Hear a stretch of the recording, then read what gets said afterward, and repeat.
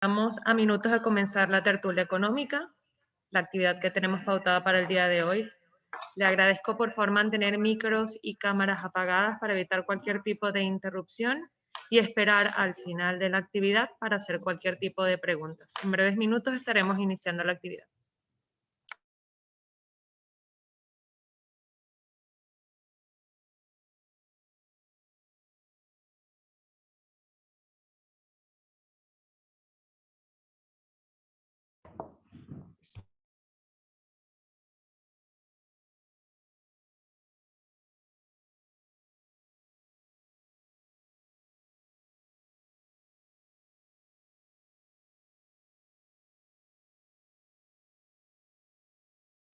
Sobre todo tiene que estar este hombre.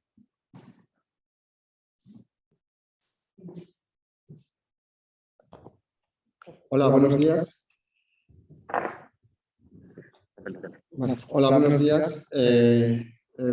Quiero agradecer a amigos de Televisión, migrantes y frecuentes, poder hacer este evento y poder retransmitir la tertulia económica del Casino de Madrid que nos reunimos el último miércoles de cada mes. Vamos a tener, el placer que nos presenta Miguel Ángel Cifuentes, que es socio director de Consulae EA, vicepresidente de ASEAFI y director de televisión Toro Escuela de Finanzas. Nuestro invitado hoy en principio iba a ser Marcelino Blanco, director de planificación patrimonial de Adbank, pero al final no pudo venir por motivos personales y ha venido don Ignacio Jiménez Macías, de planificación patrimonial de Adbank, de banca privada. Vamos a hablar del tema de impuestos, los impuestos de las novedades fiscales de este año 2021. Y simplemente, antes de comenzar, voy a hacer dos apuntes. Uno, la ilusión fiscal es una cosa que sí es legal y la evasión fiscal es una cosa que no es legal. La ilusión fiscal es poder incluir, por ejemplo, en nuestro IRPF todas las desgravaciones que podemos tener, como por ejemplo los gastos de hipoteca, etcétera, etcétera, y eso es eludir fiscalmente para que se paguen menos impuestos, y la evasión fiscal es cuando no se declara y permanece opaco a la Hacienda.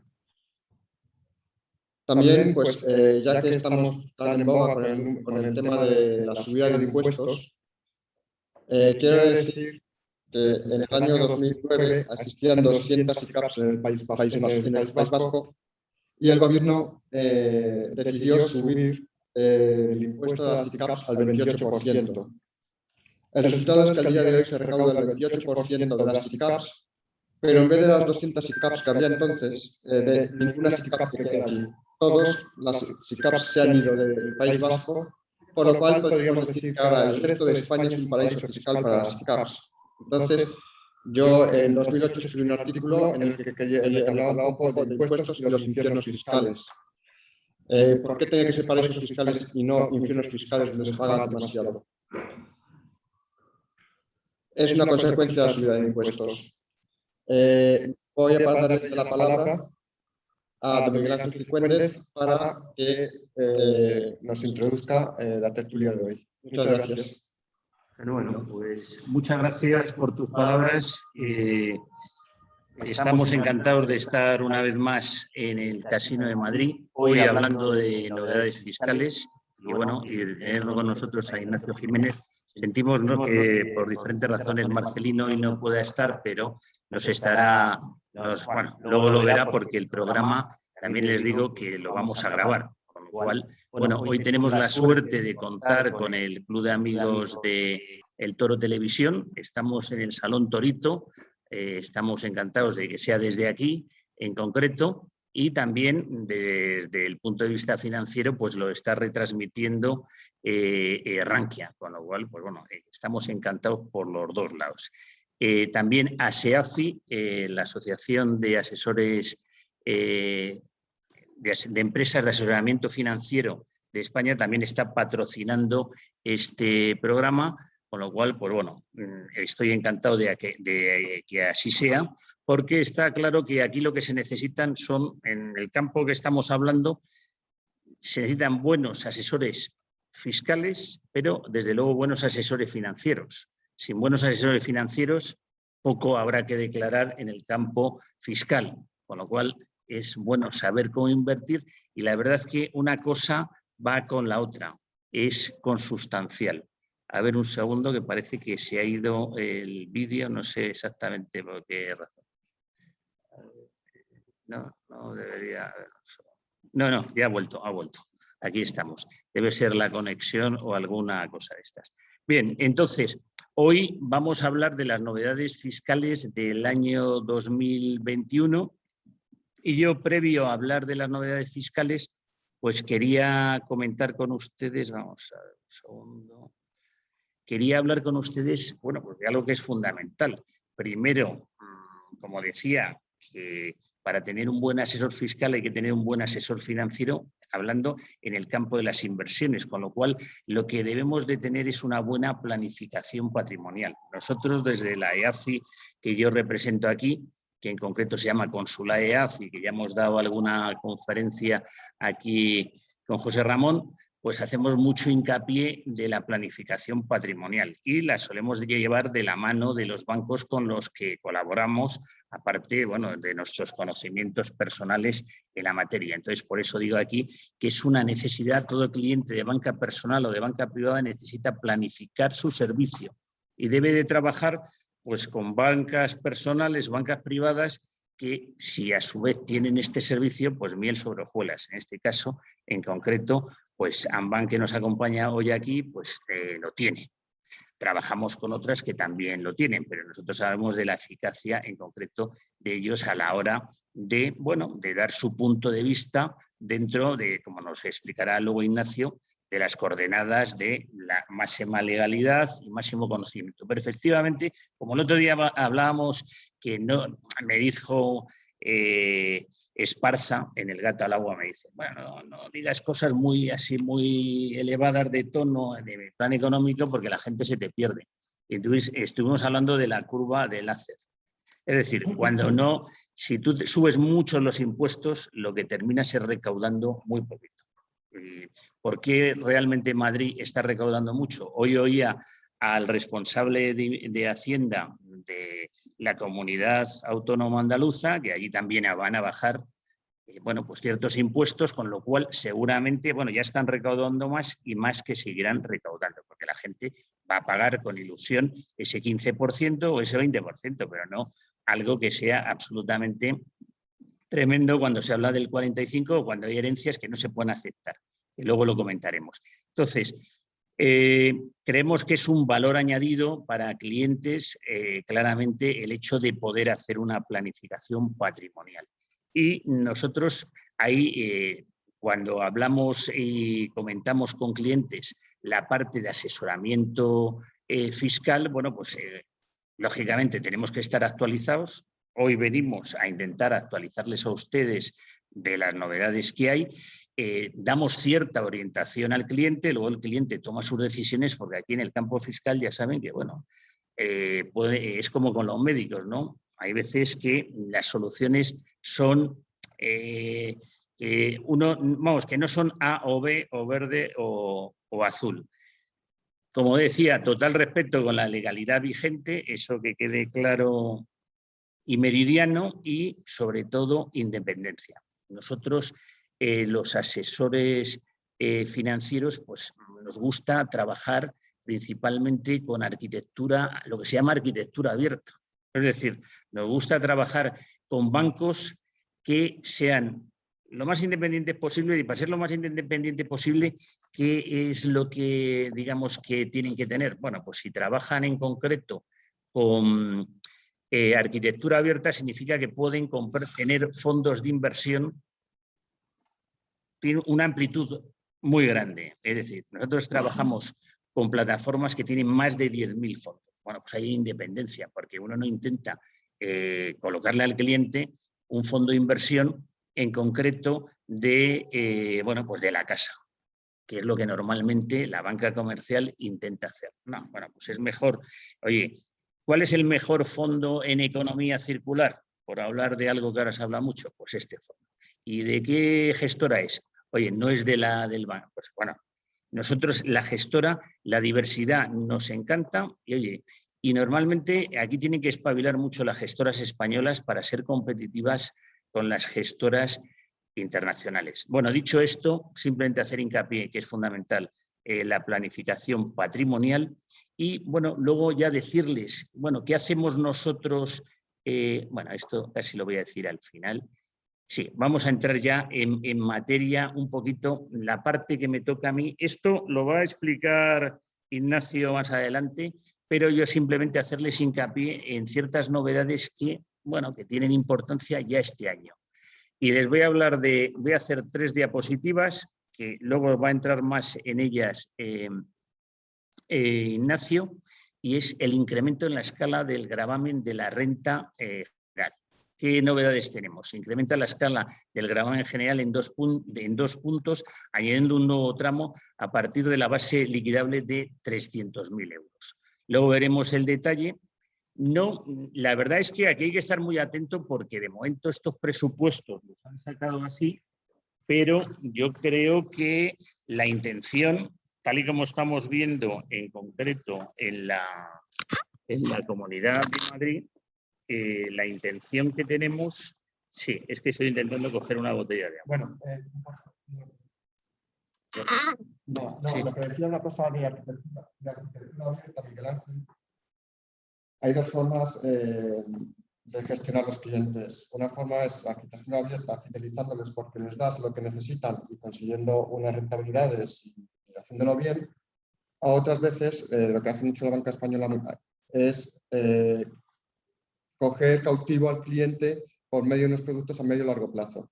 Entonces, si es una arquitectura abierta y se está haciendo bien la gestión, tienes fidelizado al cliente sin necesidad de atraparle o de dejarle un poco cogido por estas cosas. Hombre, respecto a lo que dices y apuntando, a mí me parece realmente impresentable la situación que nosotros estamos viendo. Y perdona que nos salgamos un poquito, pero está relacionado. Esto, la verdad es que nada más lo hace, no lo hace. Cuando coges productos que llevan implícitos una fidelización teórica y que si te los llevas, oye, tienes que pagar un 1%, un 1,5%, cuando resulta que el fondo de inversión en lo que invierte es en el Eurostock 50. Que simplemente hay que replicarlo. O sea, verdaderamente absurdo. Oye, y no hay gestión ninguna o prácticamente ninguna. Oye, te meten el clavo de que tienes que pagar el 1,5%. Y esto lo está haciendo la gran banca española, en general, ¿eh? Los grandes bancos, todos, no quiero decir nombres porque, bueno, estamos aquí en un sitio que mejor no, esperamos, prácticamente todos. Entonces hay que tener mucho cuidado cuando se firma lo que se firma. No, firme aquí usted, don Manuel. No, firme, léase lo que firme. Porque luego, no, pero es que usted nos dijo que sí, hay una fidelización de un año. De una vinculación, sí es vinculación.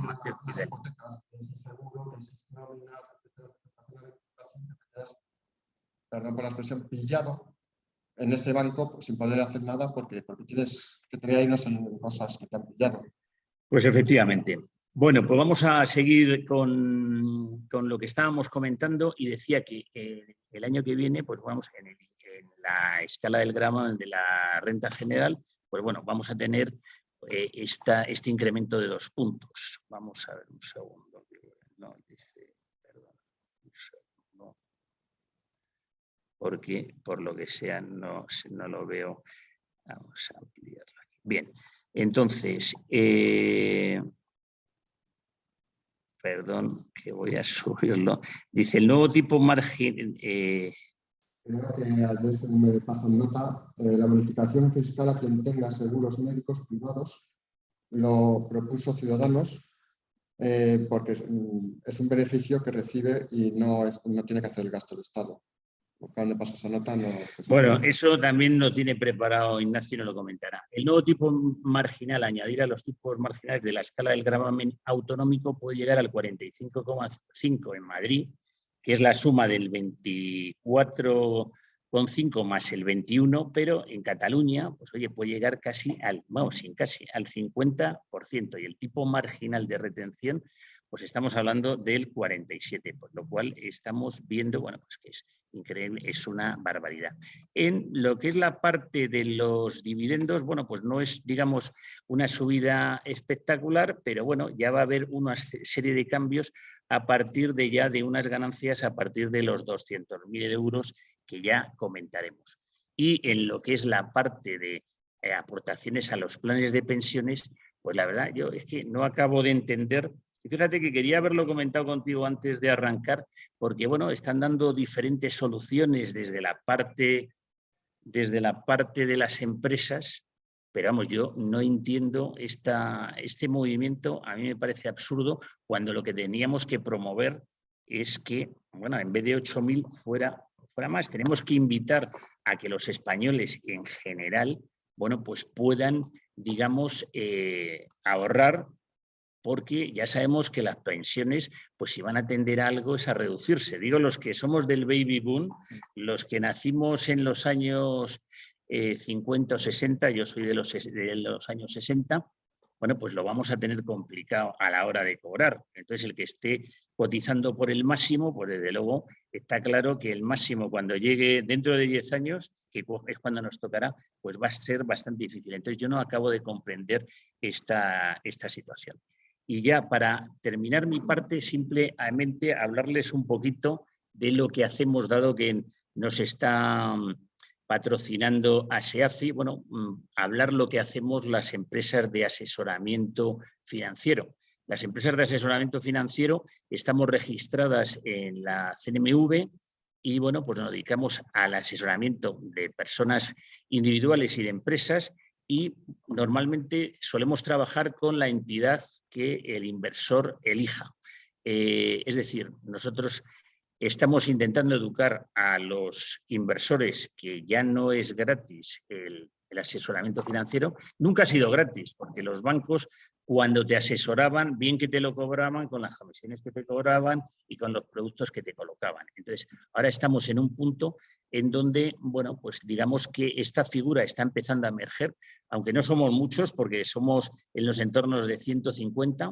Yo espero que con los despidos que está habiendo ahora, tristes despidos, pues que venga gente que se nos incorpore a esta profesión del asesoramiento financiero, que cada vez tiene más requerimientos, donde, bueno, pues intentamos hacer carteras a medidas, diseño, dice, en base a sus necesidades y objetivos personales.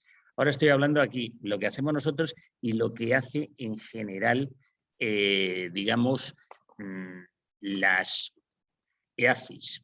Hay un mínimo normalmente inversión, aquí pone 100.000 euros, pero a partir de los 50.000 normalmente se puede empezar a asesorar. Lo digo porque es que como se cobra de frente a los clientes y se les explica que se le cobra y luego se les informa en un momento del año lo que se les ha cobrado, pues aquí esto no hay negocio. Uno va a comprar una televisión y no le dicen en el desglose tan amplio como se dice aquí, pero en este sector es verdaderamente tremendo.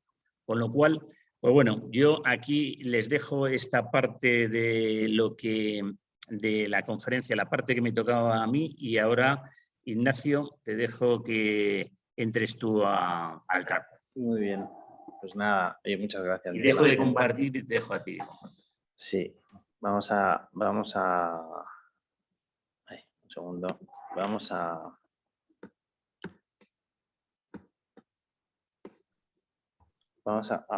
ponernos... Te pones, por ejemplo, un ejemplo cuando las sociedades le suben el impuesto, lo que le queda menos liquidez a la empresa, bien para contratar nuevos empleados y aumentar el negocio.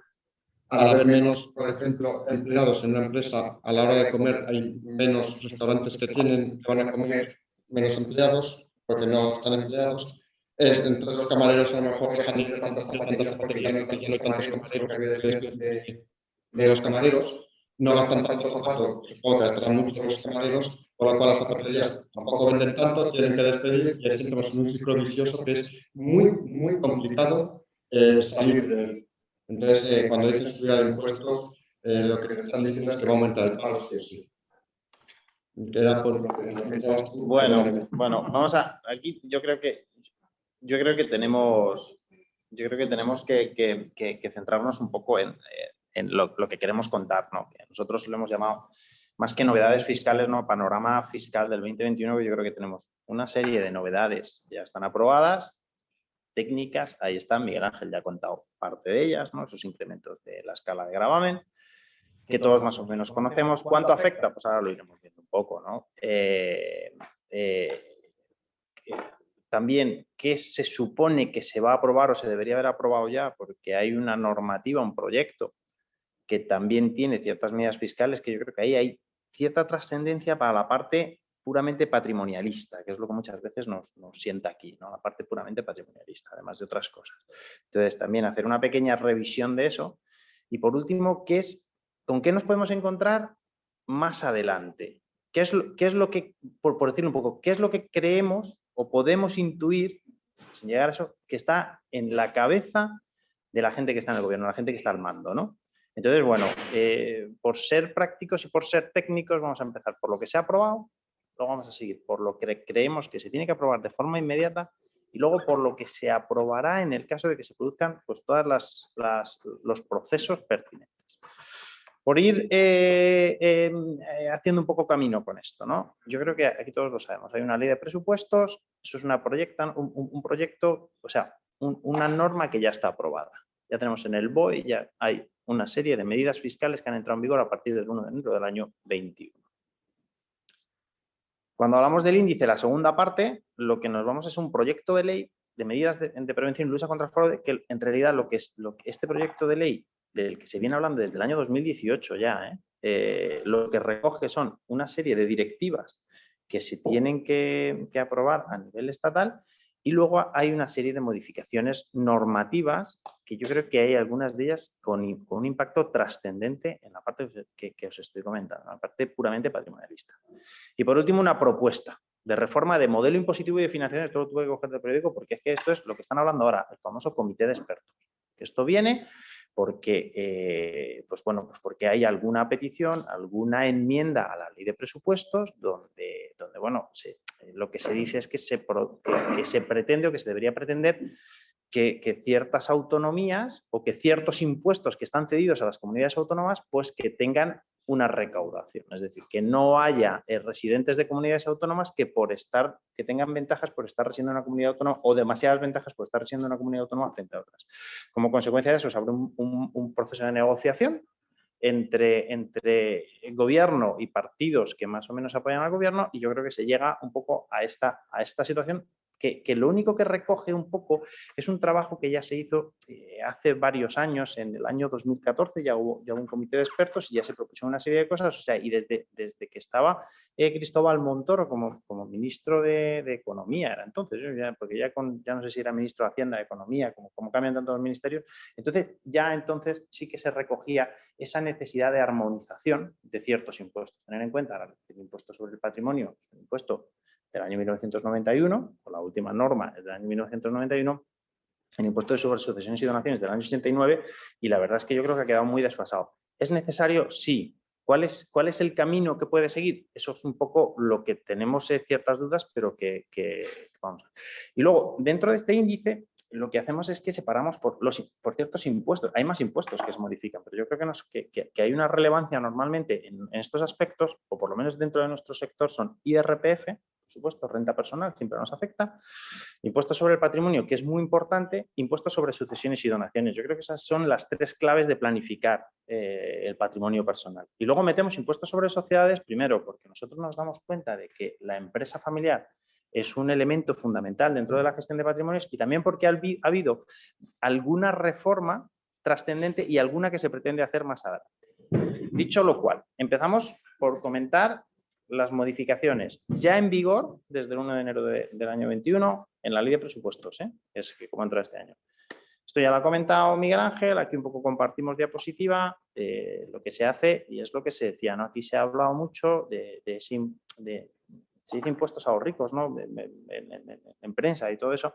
Y bueno, lo que se pretende es incrementar los tipos de tarifa para rentas altas. Yo diría que muy altas, porque lo que se hace es que ¿sabéis que la tarifa del IRPF hay una tarifa estatal y una tarifa autonómica, de tal manera que hay una parte de cesión, que es el 50% de la tarifa, ¿no? Entonces tú te coges, cuando tienes tu base imponible, la divides en dos, una la metes en la escala estatal, otra en la escala autonómica. Madrid tiene los tipos más bajos dentro de estas escalas autonómicas, pero la estatal tiene que ser sí o sí. Entonces lo que hacen es que efectivamente ahí suman 2 puntos, o sea, en la última línea que veis vosotros, eso lo pone 300.000 euros en la presentación, pues esa es la que han añadido, ¿no? Y veis que antes el marginal de la estatal era 22,5, ahora pasa a 24,5.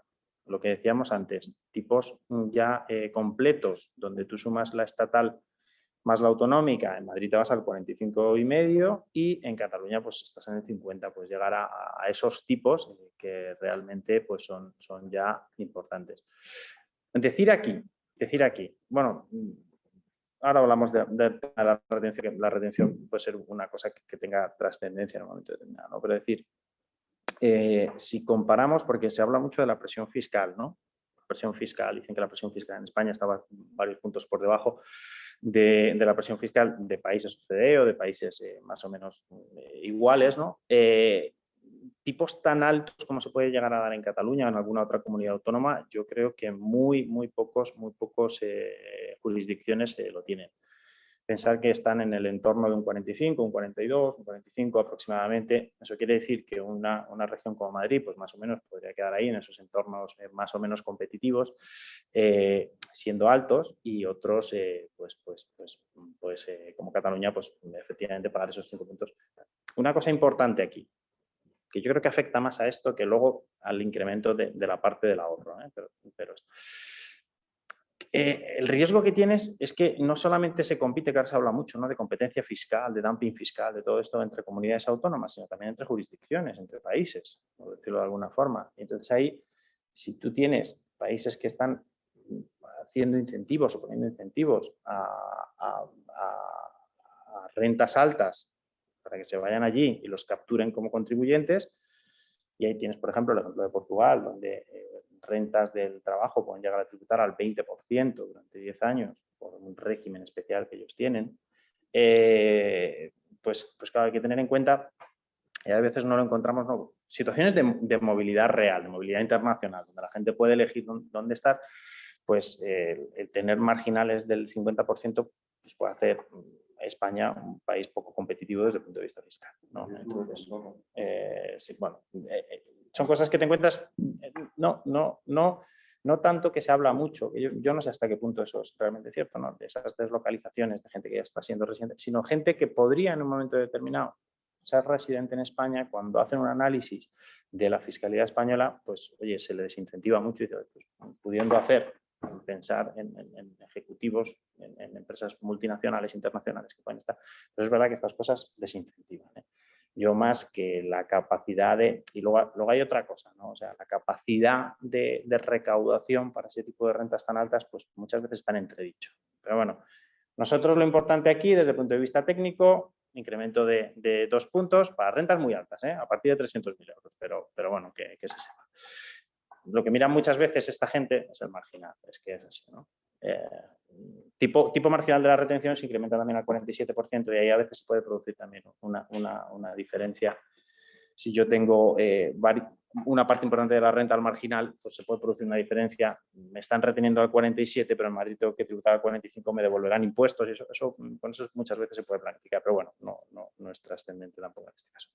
Rentas del ahorro, recordarlo, está compuesto por 2 grandes líneas, ¿no? Uno que serían los rendimientos del capital mobiliario, dividendos, intereses, cupones, productos de seguro, etcétera, etcétera. Y por otro lado, aunque son luego departamentos estancos, aunque tienen una pequeña compensación entre sí, luego ganancias y pérdidas patrimoniales. Tengo una casa, vendo una casa, la compré a 100, la vendo a 200 y tengo una ganancia de patrimonio de 100. Pues he comprado acciones, que es lo que más está en nuestro sector, he comprado acciones o fondos de inversión.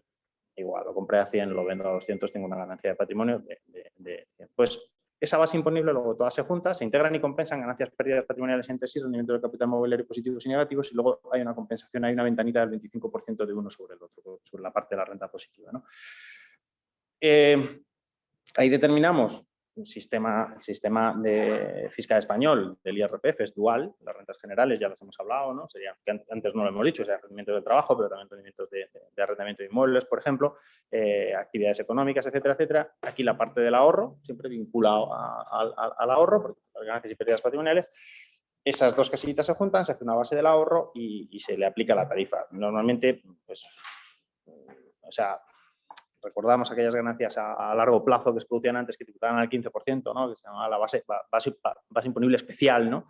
Bueno, ahora tenemos la base del ahorro, 19%, que además coincide con el tipo de retención. Luego, a partir de 6.000 euros, ya da un salto al 21 hasta 50.000. A partir de 50.000 se queda el 23 y ahí estaba antes. Añaden un nuevo tramo y dicen a partir de 200.000 euros, pues tributas al 26%. No es fácil tener carteras, porque una de las cosas buenas que tienes en el ahorro personal, es que puedes un poco, muchas veces, diferir el impuesto. Ya sabéis, un sistema, igual que hablamos de las cosas un poco más negativas o más cargantes, ¿no? Tenemos un sistema muy positivo en España, que es el traspaso entre fondos. Tú te puedes poner en una cartera de fondos de inversión y te vas traspasando en esos fondos de inversión y puedes ir gestionando tu cartera sin tener que tener plusvalías, ¿no? Y no tributar por ello. Entonces, en cierta manera, estos sistemas, pues un poco con el ahorro, posiblemente puedas gestionar cuando quiero tener renta, y en el momento en que tenga renta, pues en el momento en que tenga rentas, pues te va a aplicar esta tarifa.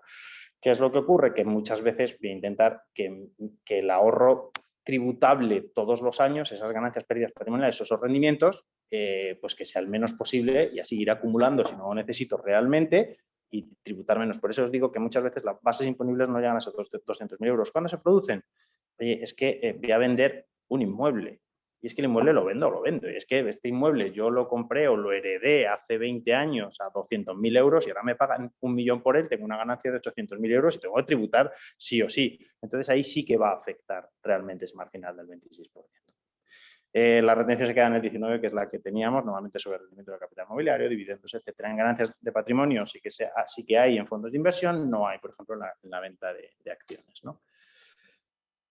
Y luego yo creo que dentro del IRPF, este es el otro gran, y lo ha comentado antes Miguel Ángel, ¿no? El tema de las aportaciones a planes de pensiones. Un poco, yo de verdad entiendo cuál es la finalidad, pero no sé si este camino tan directo de recortar desde los 8.000, que era antes el límite de aportaciones, pensar que las aportaciones que yo hago en plan de pensiones individual, una cosa buena que tiene es que me reducen la base general. Y realmente se consigue, hay una devolución de impuestos anual que genera un ahorro y además te da capacidad, te da liquidez, donde puedes seguir ahorrando, ¿no? Entonces, que te hayan limitado esos 8 a los 2.000 euros en esas aportaciones individuales y luego hayan incrementado la parte de aportaciones empresariales en otros 8.000 euros, de tal manera que ahora incluso nos han podido aumentar el límite para ciertas personas, ¿no? Hasta en 2.000 euros.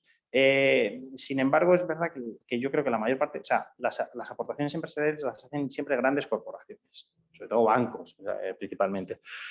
Entonces, bueno, pues ahí se perjudica. Aquí se está hablando de la parte de los 3 pilares, ¿no? Lo que es la pensión pública, que ya lo sabemos. Ahora mismo tenemos una tasa de reposición alta. La tasa de reposición alta, por decirlo de alguna manera, es la diferencia de ingresos que yo tengo desde mi última nómina que estoy trabajando a la pensión. Es decir, si yo soy un profesional, tengo una nómina de 150.000 euros, por ejemplo, y el día que me jubilo la pensión máxima son 35.000, pues mi tasa de reposición es eso, 150 menos 35.000 son 115.000 euros. Cuanto mayor es la tasa de reposición, pues más difícil tengo yo poder mantener mi nivel de vida, ¿no? Como las pensiones públicas pues tienen las limitaciones que tienen, entonces hay otros 2 pilares, ¿no? que se llaman. Uno son las aportaciones individuales y ahí es donde estaban antes ese límite de 8.000 euros que la gente aportaba porque se cogía la reducción fiscal y ahora te lo bajan a 2.000. Pues bueno, va a afectar. Es verdad que también dicen que la media de aportaciones normalmente no llegaba a esos 8.000 euros. Es verdad que planes de pensiones hay gente que le gustan más, pero gente que le gusta menos. Bueno. Y entonces lo que se quiere es fomentar el tercer pilar, que es el de las aportaciones empresariales. Es decir, que haya un compromiso entre trabajadores y empresa para que se aporte a un plan de pensiones de empresa y ellos lo puedan tener ahí.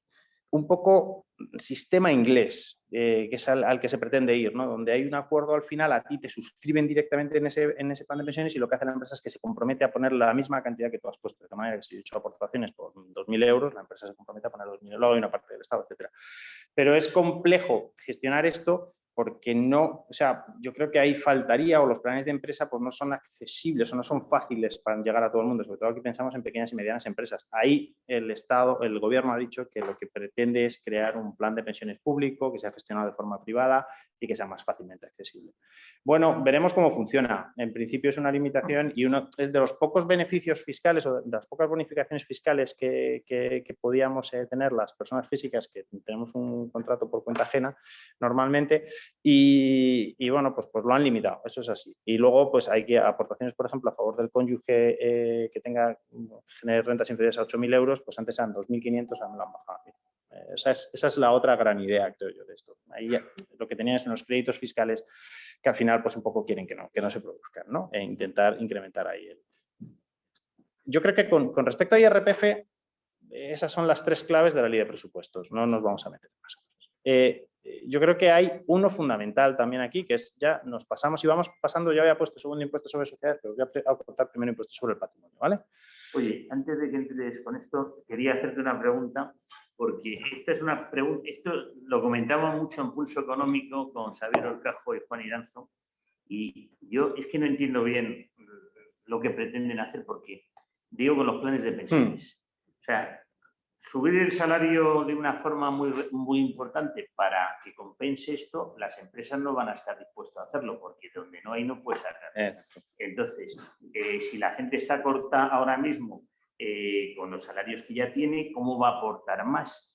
Entonces, al final lo que hacen es que reducen de 8.000 a 2.000 y dicen que van a crear un fondo nacional donde vamos ¿quién va? Vamos, no sé, así a simple vista, algo que dicen, no, que lo van a gestionar manos privadas. O sea, en general los planes de pensiones lo ha hecho bastante mal, salvo algunos que son buenos. Normalmente los que llevan o sea, hay algunos que lo hacen muy bien, pero son una minoría inasequible al desarrollo. Hay una cosa de los planes de pensiones individual que muchas veces nos olvidamos. Los planes de pensiones individuales, tú tienes posibilidad de traspaso de un plan de pensiones a otro sin ningún tipo de problema. O sea, tú no puedes rescatar un plan de pensiones hasta que no se produce la contingencia, pero sí que puedes traspasarlo. Tú lo has dicho, hay algunos que lo están haciendo bien. Claro, que la gente no se quede ahí en su plan de pensiones individual que te ha vendido el banco. Oye, si no lo está haciendo bien, lo puedo coger otro y puedo intentar hacer una especie de gestión de carteras también con mi plan de pensiones, o sea, tenerlo en cuenta. Eso es una cosa que yo creo que es fundamental. Yo, de hecho, el año pasado he hecho más de 15 traspasos de un fondo a otro, pero porque hay que buscar el momento puntual. Pero que lo que no acabo de entender es, en concreto, cómo van a solucionar en el enjambre que se han metido, bajándolos. Yo creo que ni tú ni nadie sabe. Es que no lo saben ni ellos. No. Entonces, y bueno, y ya cuando hablamos de un tema nacional, que van a hacer un fondo donde vamos a aportar, bueno, me pongo a temblar. Yo creo que igual yo personalmente, mi opinión, yo creo que igual, la reforma ha sido un poquito precipitada.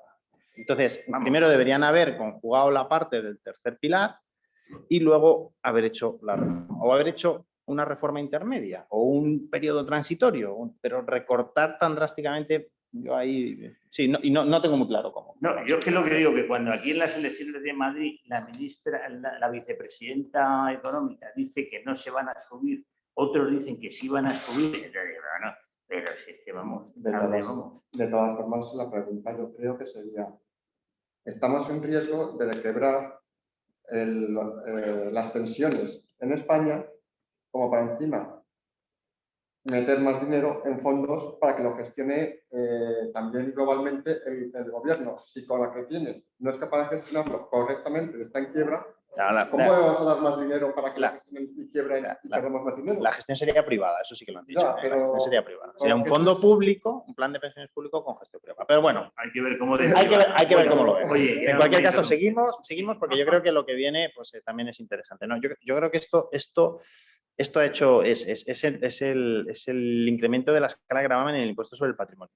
Lo que han hecho, aquí directamente no han creado una nueva escala, sino que lo que han hecho es subir un punto, el marginal. Lo han subido del 2,5 al 3,5. Es verdad que es para patrimonios o para bases imponibles superiores a 10 millones de euros. Pero eso afecta, eso hay que tenerlo en cuenta, eso afecta. Entonces, el impuesto sobre el patrimonio, primero. Luego vamos a hablar al final de qué es lo que puede ocurrir con el impuesto sobre el patrimonio. Pero el impuesto sobre el patrimonio es un impuesto donde al que la riqueza es muy sensible. Es muy, muy, muy sensible. Y bueno, no es fácil planificar impuestos sobre el patrimonio y existen una serie de limitaciones Y entonces aquí un riesgo que yo creo que se presenta es que un tipo impositivo del 3,5%, ¿a qué precio está ahora mismo el dinero? Al menos 0,4 aproximadamente. O sea, si tú no haces nada con tu cartera, incluso ya los bancos están cobrando por liquidez, por tener liquidez y te pueden estar dando un 0,4. Lo tienes en un monetario, que el monetario al final te dará un 0, un 0,3, pero con los gastos de gestión de un fondo monetario y tal, se te puede ir a una rentabilidad negativa. Y si yo estoy obteniendo de mi cartera una rentabilidad negativa y yo tengo que pagarle un 3,5 al Estado por el impuesto sobre el patrimonio todos los años, pues claro, el problema que tienes es que te vas descapitalizando y claro, eso es un riesgo tremendo, ¿eh? Entonces nosotros que hemos hecho ese ejercicio un poco de vamos a calcular cuánto es el impuesto sobre el patrimonio de estas personas, de estas riquezas, de estos, pues salen cantidades que realmente comienzan a ser un problema. Madrid está, como sabéis, está bonificado al 100%. El impuesto sobre el patrimonio es una de las cosas de las que hablaremos luego. Pero cuando no eres residente, el otro día, sin ir más lejos, pues una persona con la que hablaba, ¿no? Pues me decía, ya tengo tanto patrimonio, mi última declaración del impuesto del patrimonio me ha salido una cantidad tremendamente importante a pagar y claro, dice, bueno, pues lo siguiente que he hecho, tengo un buen patrimonio, es comprarme una casa en Madrid y me voy ya, dice, o sea, me voy, dice, no, que está en otra comunidad autónoma, y me dice, me voy, dice, pero porque es que pagar esa cantidad anual es mucho. Joder, yo me voy a vivir de verdad, o sea, un cambio de residencia, pero real. Entonces, bueno, pues hay que tener en cuenta que y eso es una discusión compleja, al final. El tema de que pueda haber esa competencia fiscal, si es positiva, si es negativa, muchos están diciendo que es negativa, pero también la competencia fiscal muchas veces se puede producir porque efectivamente las tasas impositivas son altas. Entonces, bueno, yo ahí no me quiero posicionar, aquí no, luego me puedo posicionar lo que sea, pero aquí estamos un poco, es una charla para mucha gente y yo creo que lo importante aquí es ser técnicos y explicar esto. Lo que decimos desde el punto de vista técnico es que el impuesto sobre el patrimonio tiene un marginal del 3,5 ahora mismo. Comunidades autónomas que puedan tenerlo también, pueden tener incluso escalas más altas en un momento determinado. Tienes un marginal de 3,5 y está cedido a las comunidades autónomas pueden hacerlo y bueno, que ahí sí que vemos que se pueden producir ciertas tensiones. Esta es importante, ¿no? Sobre el impuesto sobre sociedades y yo creo que es una de las reformas más trascendentes también y aquí es otra cosa que también se empujó desde algunos socios del gobierno y bueno, pues es una exención técnica, es exención de la doble imposición en dividendos y plusvalías, es decir, si yo tengo una estructura con dos sociedades, donde tengo una sociedad que es titular de otra sociedad y esta sociedad gana dinero, y me paga el 25% de impuestos, cuando a mí me reparte el dividendo, si yo pagara otra vez el 25% de impuestos sobre la misma renta que ha generado mi sociedad abajo, pues claro, estoy pagando dos veces, se llama doble imposición, ¿no? Entonces esa doble imposición hay que eliminarla y prácticamente está eliminada en todos los sitios, ahí lo que se aplica es una exención, un sistema de no tributación, o sea, no de crédito fiscal, sino simplemente de no integración de la renta. ¿Qué es lo que ocurre? Que lo que te dice es la exención tiene que ser del 100%. Entonces, lo que se ha hecho es que dice, mira, es que cuando tú cobras un dividendo, hay una parte de ese dividendo que no simplemente por la actividad que se ha hecho allí, sino que la sociedad que tiene la titularidad de la otra sociedad en realidad tiene una serie de gastos de gestión, etcétera, que no deberían ser deducibles. Entonces, ahí lo que se ha hecho es reducir la exención en un 5%. De tal forma, donde antes la exención era del 100%, yo cobraba una renta de 100 y la holding o la titular de las participaciones de esa sociedad la cobraba siempre cuando tenga más de un 5%, ¿no? Lo que hacía es que yo no tenía que integrar nada, había pagado en la sociedad de abajo y en la de arriba no tengo que pagar absolutamente nada. Ahora te dicen, no, es que la exención es del 95%, eso quiere decir que tienes que pagar un 5% del tipo impositivo, como el tipo impositivo es el 25%, pues ahí se produce una tributación de un 1,25%. Bueno, pues no tiene mucha trascendencia, pero muchas sociedades han decidido achatar sus estructuras, hacer estructuras, porque claro, si yo tengo una colgando de otra, pero si tenemos varias, pues tenemos más niveles abajo, o sea, tengo una en un nivel inferior y luego otra aquí, cada vez que voy subiendo un dividendo tengo que ir pagando el 1,25, pues esos 1,25 se pueden ir cargando y tal. Eso ha hecho que muchas sociedades hayan decidido hacer una reestructuración y bueno, pues está dando ciertos quebraderos de cabeza, ¿eh? Yo creo que es un poquito más poner también a veces palos en las ruedas porque, bueno, pues estas cosas se mira mucho. Antes os estaba contando el tema de la localización, ¿no? De ciertas personas para poder aplicar. Pues bueno, pues esto es una cosa que también nos deberíamos apuntar, que un régimen que normalmente funciona de esta manera, pues además internacional y recogido en muchos sitios, pues que puede generar un problema. Aquí os quería contar otra, que es que a nosotros nos interesa mucho porque nosotros hemos visto pues este tipo de incentivos fiscales, son incentivos fiscales, ¿no? Son deducciones en el impuesto sobre sociedades, deducciones por inversiones cinematográficas.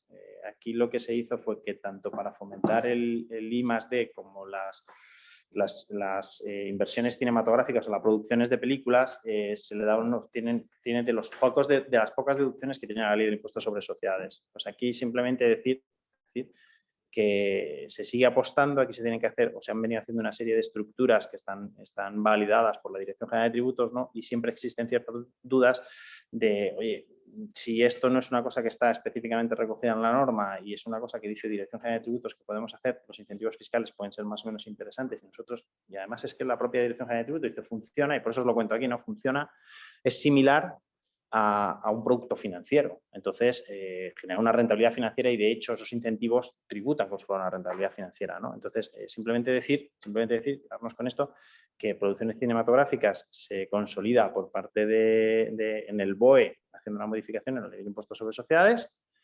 y que bueno, que además ahora pues ese incentivo se puede obtener sin tener que hacerlo a través de una agrupación de interés económico, etcétera, sino con un contrato de financiación. Pues bueno, esto yo creo que son buenas noticias, ¿no? Y que al final, pues esto son pues un poquito las cosas o esos incentivos que nosotros creemos que tienen que existir, ¿no?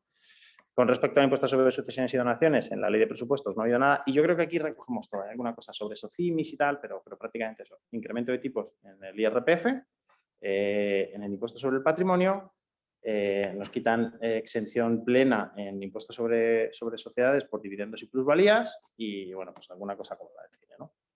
Entonces aquí ya nos pasamos al proyecto de la Ley de Medidas de Prevención y Lucha contra el Fraude. Que esto venía desde el año 2018 y se quería utilizar esta norma para hacer algún cambio, ¿no? No voy a contar lo de la parte de los pactos sucesorios porque la voy a contar al final, pero bueno, dos cosas que han sonado mucho en nuestro sector, ¿no? Decían, cuando tú tienes una ETF extranjera que cotiza en un mercado extranjero, etcétera, etcétera, había una consulta de tributos que decía, esto puede funcionar como un fondo de inversión, la consulta es del año 2016, ¿no? Dice, puede funcionar como un fondo de inversión y, por lo tanto, se podrían hacer traspasos con ETF. Vale, pues entonces aquí además salió la consulta. Luego, ningún operador, ningún comercializador de ETFs ha sido capaz de ya, porque tienes que cumplir una serie de requisitos, tienes que tener los FIFOs de las ETFs, de tal, de no sé qué, ser capaz de practicar la retención en el caso de que haya un reembolso. Y nunca llegó a funcionar, aunque tuvo mucha trascendencia. Pues es una cosa que además de forma inmediata, porque esto fue en la consulta del año 16, entre que las grandes casas se ponían a discutir si iban a hacer esto o no iban a hacer esto, pues en el año 18, finales del año 18, ya sacaron este proyecto de ley del fraude y dijeron, oye, pues nada, lo que vamos a hacer ya expresamente decimos que los ETFs extranjeros no pueden traspasar. Por lo tanto, se quedan igual que los ETFs nacionales. Por decirlo, ahí había también una descompensación, ¿no? Y entonces, pues ahora si tenemos un ETF, nosotros siempre decimos los ETFs como si fueran acciones. O sea, funcionan exactamente igual. No tengo retención, que tengo una ganancia de patrimonio por la diferencia entre valor de compra y valor de venta, ¿vale? No tengo derecho de traspaso, etcétera, etcétera. Pero yo creo que esto es una cosa que entrará en vigor sí o sí. Decir con respecto a este proyecto que nosotros esperábamos que estuviera ya aprobado y sigue en trámite en el Congreso. Hemos preguntado por qué. Nos han dicho que lo más seguro es que se apruebe, que va a salir adelante, que son trámites puramente normales y además saldrá posiblemente con todas estas reformas, ¿no? Luego esto se ha hablado mucho, ¿no? Yo creo que este es el gran caballo de batalla de esta norma, que es la liquidación el nuevo régimen de SICAVs. Las SICAVs sabéis lo que son. Las SICAVs no son ni más ni menos que un fondo de inversión, que lo que ocurre es que están gestionados de forma como si fuera una sociedad y normalmente, no siempre, pero puede haber un patrimonio familiar detrás de esa SICAV como promotores, ¿no? Entonces sabéis que una de las cosas que te pide la norma, te pide que tengas 100 accionistas para poder tener el régimen de SICAV. ¿Cuál es el beneficio de tener el régimen de SICAV? Que yo tributo dentro de la SICAV al 1%. Exactamente igual que cualquier fondo de inversión que tengamos nosotros contratado con cualquier entidad financiera. Exactamente igual, ¿eh? Entonces, régimen de SICAV, 100 accionistas hasta ahora, si yo cumplía con eso, era una SICAP tributada al 1%. ¿Quién verificaba que yo tenía 100 accionistas? La CNMV. Aquí ya hubo cierta tensión en un momento determinado porque se hicieron algunas inspecciones y se dijo, mira, si CNMV dice que son 100 accionistas, tal, porque sabéis, conocéis el término mariachi, ¿no? Son personas que al final dentro de las entidades financieras pues, buscan a alguien para tener una acción y tener esos 100 accionistas. Lo que hace la reforma, porque no quieren que haya estas concentraciones, o quieren que, no sé si es que no haya estas concentraciones, porque si no querrían concentraciones, lo que pedirían es que no puede haber nadie que tenga una participación superior a. Entonces ahí sí que efectivamente acabarían esa para un patrimonio familiar sería muy difícil poder tener una SICAP, ¿no? Pero en este caso lo que dicen es, bueno, nosotros vamos a contar y pensar que es una reforma, una modificación de la ley del impuesto sobre sociedades que solamente afecta al tipo impositivo del 1%, dice, solamente consideraremos accionistas válidos aquellos que tengan una inversión superior a 2.500 euros. Entonces, bueno, a partir de ahí pues, se produce pues, impulso, ¿no? Y nosotros pues, hemos tenido un montón de reuniones, la verdad es que tenemos bastantes SICAPs y hemos tenido un montón de reuniones. Oye, ¿qué es lo que va a pasar? Pues mira, pues no sabemos. O sea, sinceramente creemos que esto va a salir adelante y pues lo que tendrás que hacer es buscar accionistas reales, accionistas que pongan más de 2.500, convencer a alguien para tal, y si no, si conoces a otra SICAP o tal, pues igual te puedes dar, o si no, pues piensa en fusionarte o en hacer, la fusión ya es más compleja, pero piensa en tal. Y entonces, ¿qué es lo que hace en estas enmiendas? Pues son enmiendas que hace el Partido Socialista a la ley. ¿Qué es lo que hace? ¿Qué es lo que dice? Bueno, pues como igual este requisito de los 100 accionistas a 2.500 euros no lo van a cumplir, nosotros lo que hacemos es que abrimos una ventana, además bastante generosa, para la liquidación de la SICAP y que en esa salida, en ese proceso de liquidación de la SICAP, se genera una especie de neutralidad fiscal condicionada. Entonces es, si usted decide antes del año, de 31 de diciembre del año 2022, y ahí es donde está la generosidad que han dejado bastante tiempo y ahora mismo la gente lo que está es pensando un poco qué es lo que hacemos. Vamos a esperar primero que salga la norma y luego ya veremos qué es lo que hacemos.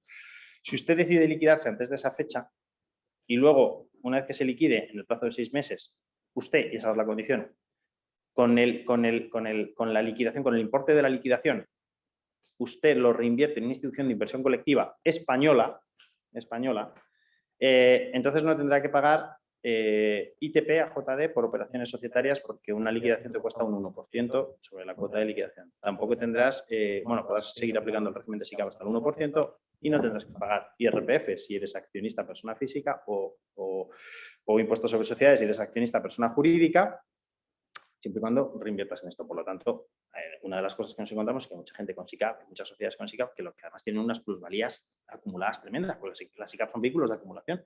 Y entonces, pues ahí se están planteando, bueno, ¿qué es lo que hacemos? Pues yo entiendo que algunas se van a liquidar, otras van a tomar decisiones más o menos intermedias, como puede ser, por ejemplo, oye, me liquido, pero me voy a esta, porque ya que me liquido y puedo elegir, pues si me quedo con una SICAP que me gusta, SICAPs amigas que decimos, ¿no? Muchas veces, oye, pues lo que hago es que yo me cojo mi cuota de liquidación y me meto contigo y me quedo en una SICAP, pero intentamos llegar a esos 100 accionistas reales.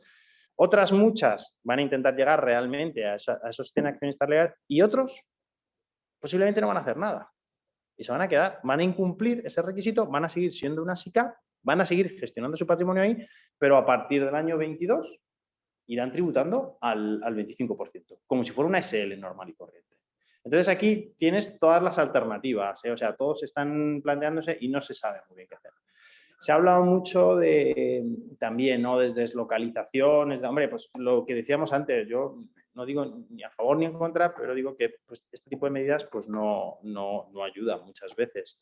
Yo creo que deslocalizar muchas veces es complejo, que hay que verlos, que los costes de estructura en el extranjero pues también suelen ser caros y bueno, cualquier opción, siempre y cuando sea una opción legal, pues es posible. O sea, eso es una cosa que nosotros vemos. Pero aquí al final yo creo que muchos estaban pensando que acaban con el régimen de SICAP y algunos están diciendo, pues mira, yo creo que me voy a quedar. Igual tributo al 25% porque no consigo los 100 accionistas reales, pero igual me quedo en este régimen. Entonces iremos viendo sobre esto. Pero yo creo que bueno, es...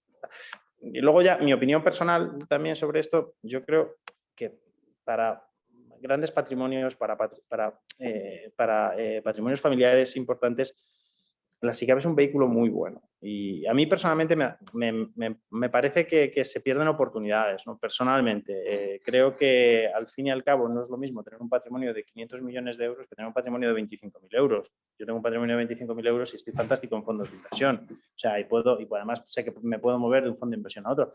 Pero es que la forma de gestionar una cartera de grandes patrimonios no es la misma que un pequeño patrimonio y ahí hay una diferencia, ¿no? Esto es como la parte del IRPF muchas veces, ¿no? Y los gastos deducibles que pueden tener pues, personas, por ejemplo, futbolistas, ¿no? Pienso que al final tienen esos salarios desorbitados, donde tienen un montón de personas trabajando para ellos, pero como su relación laboral, o sea, su relación es una relación laboral y ellos tienen un rendimiento del trabajo, al final esa persona tributa exactamente igual que un camarero o una persona que trabaja en banca o cualquier otra. Y no es lo mismo, o sea, las situaciones no son las mismas. Por lo tanto, yo creo que muchas veces hay que adaptarse, ¿no? Y la SICAV es verdad que es un vehículo que yo creo que funcionaba muy bien para hacer lo mismo, o sea, que el vehículo tribute al 1% por lo que haga dentro del vehículo y luego que el titular de esa participación o de esa acción decida cuándo quiere generar las ganancias de patrimonio, ¿no?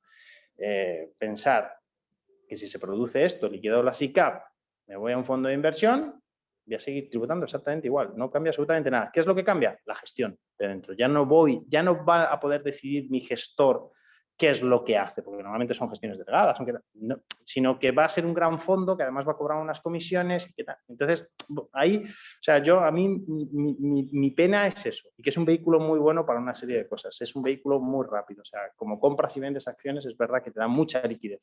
Y lo de la liquidez es que es fundamental. Tener la liquidez ahí de forma sencilla, pues es algo que, bueno, yo creo que está muy bien. No sé cómo va a quedar, yo creo que no va a ser tan dramático como se piensa, pero bueno, una cosilla más, ¿no? Seguros Unit Link, también os lo cuento aquí, ¿no? En el impuesto sobre patrimonio, otra cosa que se quería reformar aquí, en un seguro Unit Link, sabéis que el seguro Unit Link es un seguro donde el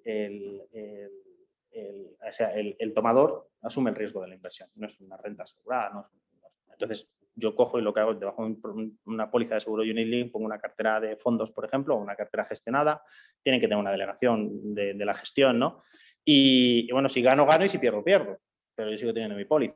Una prima de 100, ha ganado un 5%, pues tendré 105. Si he perdido un 5%, tendré 95. Pues eso es un unit link, ¿no? ¿Qué es lo que ocurre? Se decía, si yo tomador lo que hago es que renuncio al derecho de rescate, porque pongo un beneficiario irrevocable, es decir, yo soy el tomador, pongo a mi hijo de beneficiario irrevocable y le digo, tú vas a cobrar esto sí o sí el día que yo fallezca. Es verdad que yo no tengo derecho de rescate. Entonces, antes, por cómo estaba formulada la norma del impuesto sobre el patrimonio, pues no se tributaba por eso. Ahora ya se cambia la dicción de la norma porque es verdad que se estaban haciendo seguros con renuncia al derecho de rescate, algunos artificiosamente, eso es la verdad. Y entonces, pues al final se dice que lo que tendría que hacer es tributar por la provisión matemática. También tributa el tomador por la provisión matemática de una cosa que ya no va a tener nunca. O sea, eso también hay que tenerlo en cuenta, ¿eh? Porque ya no es titular, o sea, no es titular de eso, a no ser de que el beneficiario renuncie a la vez voluntariamente y diga, oye, que no quiero ser beneficiario irrevocable. Entonces, bueno, pues eso hay que considerarlo, ¿no? Y luego, esta es otra de las reformas que va a hacer muchos años, la valoración de los inmuebles. Ahora lo que se va a hacer, sabéis que en el impuesto sobre el patrimonio se tributa por el valor catastral, lo que se pagó, muchas veces es el catastral, el más alto, o sea, lo que se pagó por la compra del inmueble, el valor catastral o el comprobado por la administración. Si no tenía ninguna comprobación de la administración, pues normalmente metía el valor catastral y tal. Y ahora sí dice valor determinado comprobado por la administración. Y aquí hay un cambio que va a entrar también en la ley del impuesto sobre sucesiones y donaciones, donde la valoración de inmuebles habla de un valor de mercado y dice que ese valor de mercado va a ser un valor de referencia. Ya sabéis que las comunidades autónomas, por ejemplo, pues marcan un valor de referencia a los inmuebles. Pues ahora Catastro va a sacar pues también un listado, parece ser, de esas valoraciones de inmueble y ese va a ser el valor de referencia. ¿Qué quiere decir eso? Eso quiere decir que la base imponible del impuesto sobre el patrimonio puede subir sustancialmente. Gente que haya comprado inmuebles hace mucho tiempo, que los está declarando a valor catastral, por ejemplo, si los valores catastrales son bajos, y que ahora le digan este valor de referencia que puede multiplicar por algo, si tiene una buena cartera inmobiliaria, puede hacer daño. Puede hacer daño. Impuestos sobre sucesiones y donaciones, también. ¿Vale? Y yo creo que esto es importante. O sea, que ahora no voy a saber cuál es el valor de mercado, tal, sino que me lo van a decir y lo voy a tener que poner. Y esas cosas, pues dan un poco de tal, ¿no? Otras cosas, los pactos sucesorios que os comentaba allí, pero los he metido al final, ¿no? Pues en IRPF. Pactos sucesorios son cosas que, o sea, es una especie de sucesión en vida que se produce principalmente, o sea, solamente en ciertas comunidades autónomas, Galicia, País Vasco, Cataluña, Baleares. Y bueno, pues antes se podía hacer la donación en vida y en realidad pues se tributaba como si fuera sucesiones. Ahora, en el caso de que se vendiera el inmueble, pues tendría que coger los valores, o sea, tendría que tributar por la plusvalía entera. Ya no hay plusvalía del vivo que yo me dejo sin tributar y además acumula donación. Y bueno, son cosas que son técnicamente son importantes. Y luego, al final, simplemente he puesto, y ya voy terminando, Ángel, porque dije 40 minutos y no me quiero pasar. En la propuesta de reforma del modelo impositivo y este comité de expertos, pues aquí simplemente dejo una serie de cuestiones, ¿no? Impuesto sobre el patrimonio, digo, armonización y mínimo estatal, ¿no? O sea, efectivamente, ¿qué es lo que se quiere? Pues yo sí creo que igual el impuesto sobre el patrimonio es una figura. Hay que tener en cuenta que en países de nuestro entorno no existe esta figura en muchos sitios, ¿eh? Y eso hay que tenerlo en cuenta. Eso hay que considerarlo. Eso hay que considerarlo. Portugal no tiene impuesto sobre el patrimonio, por ejemplo. Pero vamos, muchísimos sitios, ¿no? Entonces, bueno, se quiere armonizar a nivel autonómico. ¿Cómo se va a hacer? No es fácil, ¿eh? No es fácil. Las fórmulas que se barajan es poner ese mínimo estatal. Es un tributo actualmente cedido a las comunidades autónomas en el 100%. Por lo tanto, yo creo que hay que cambiar la ley de financiación de las comunidades autónomas. Para decir que, oye, pues podría haber un mínimo estatal, efectivamente, y si la comunidad autónoma decide bonificarlo, pues los contribuyentes que residen en esa comunidad autónoma por lo menos pagarán el mínimo estatal. Pero tendremos que verlo. No va a ser fácil, técnicamente no va a ser fácil, pero para eso han hecho un comité de expertos. Ya hubo un comité de expertos con Montoro en su momento, salieron. Lo que decían entonces era que había que eliminar el impuesto sobre el patrimonio, y el impuesto sobre el patrimonio está eliminado. Pues una de las reformas también es que el impuesto sobre el patrimonio ya no está eliminado nunca más. O sea, ya ha vuelto a la vida, pues sabéis que antes estaba eliminado, pero todos los años se prorrogaba, pues ahora ya han eliminado esta prórroga que se puede hacer, entonces ya es un tributo definitivo. Y luego en el impuesto sobre sucesiones y donaciones, pues yo sí creo aquí que realmente una vuelta al tributo ese habría que darle, porque tener en cuenta que es una cosa, y eso ocurre también en Madrid, con alguna nos encontramos ahora, está bonificado padres-hijos, ascendientes-descendientes, bueno, y una pequeña bonificación para hermanos y tíos sobrinos, etcétera, muy pequeñita, que no te soluciona el problema. Tienes unos coeficientes multiplicadores que pueden ser de hasta el 2,4%. Y el tipo de tarifa va desde el 7 hasta el 34. Nosotros hemos calculado herencias de tíos sobrinos que llegan al 80% de tributación. ¿Tributación o confiscación? Y eso es complicado, ¿eh? Entonces, eso es complicado. Entonces, eso yo sí creo, y yo ahí sí tengo, claro, hay veces que nos encontramos con situaciones y dicen, mira, es que yo, pues, mira, tengo un buen patrimonio y no tengo mujer ni hijos y tengo sobrinos. Y claro, es que en menudo. Entonces ahí decimos, bueno, oye, mira, es complicado, no es fácil, estas cosas son muy difíciles, muy difíciles, muy difíciles. Y las soluciones son, no las vamos a comentar aquí porque no hay una solución fácil. Y entonces a veces no nos queda de decirle, bueno, vamos a cruzar los dedos y a ver si en la reforma pues esto se queda de una forma, o sea, que significativamente se bajen los impuestos para este tipo de situaciones, ¿no? Aquí se hablaba en aquel informe de expertos, si yo no recuerdo mal, hablaban de tributaciones mínimas y máximas, hablaban que no debería ser, o sea, me entiendo que ascendientes, como un 4%, creo que hablaban un 4 o un 5%, lo cual sería, en cierta manera, incluso razonable, y tributaciones máximas del 15%.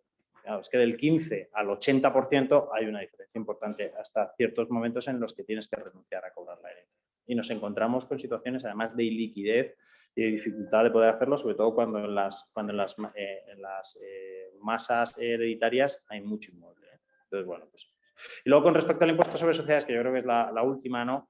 Es están hablando de una imposición mínima, de una armonización a nivel ya no solamente europeo, que nos lleva mucho tiempo. El problema de armonizar aquí es la base imponible. ¿Cómo armonizas una base imponible en un impuesto? Es muy complicado. Aunque la cuota o la tarifa decimos, bueno, pues todos ponemos 21% y listo, ya, pero ¿cómo determinamos la base y cuáles son las deducciones, etcétera, etcétera, ¿no? Entonces ahí se ha hablado de un tipo mínimo. Si tú tienes muchas bonificaciones fiscales, tú tienes que tributar un mínimo del 12, del 15, de lo que sea, ¿no?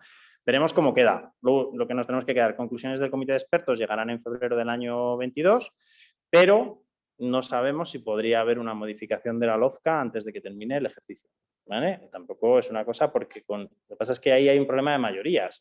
Para modificar esta ley necesitas una mayoría absoluta en el Congreso y no sé ahora mismo si empiezas a contar quién está aquí, quién no está aquí, con quién cuentas, con quién no cuentas, si esto se llevará adelante, si podría ser esa modificación de la LOFCA y que, por ejemplo, nos encontremos con un impuesto sobre patrimonio mínimo, estatal, etcétera, etcétera, que son cosas que hay que tener en cuenta. Y nosotros son las cosas que tenemos en cuenta cuando nos encontramos con patrimonios importantes, donde están mirando, por ejemplo, mucho la fecha de las elecciones y la fecha de las elecciones de Madrid del próximo día pueden cambiar cosas, pero incluso aunque se produzca el mismo resultado electoral, también pueden cambiar las cosas. Por lo tanto, yo creo que la planificación es fundamental, ser muy prudentes, que lo ha dicho antes Miguel Ángel, desde nuestra perspectiva, porque yo creo que ahora mismo tomar riesgo desde el punto de vista fiscal no merece la pena.